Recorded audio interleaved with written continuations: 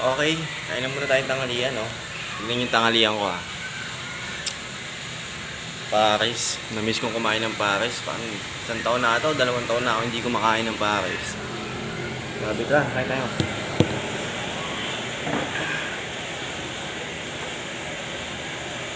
Tikman muna natin. Pares kanto lang to.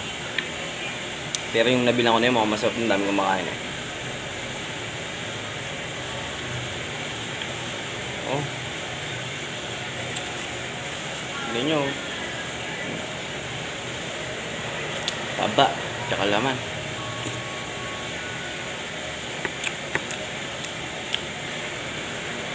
Pwede na sa halagang 70. Ito, tanghalian ko nga.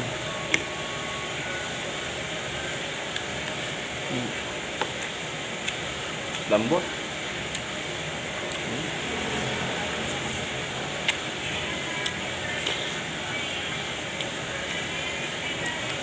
Tagal ko nang hindi kumakain ng pares talaga yan. Taon na lamit ko kumain kaya ito tanghalian ko ngayon.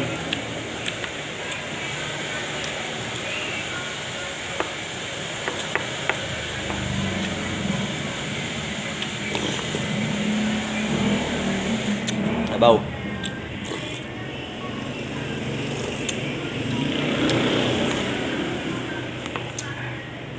Oh.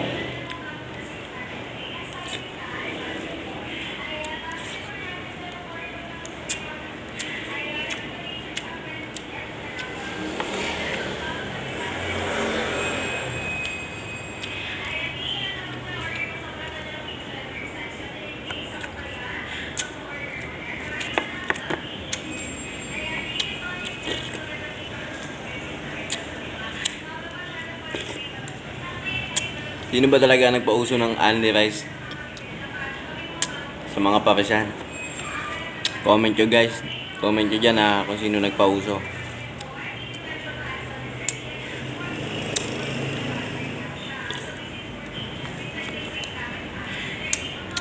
Namiss ko yung lasa ng pares.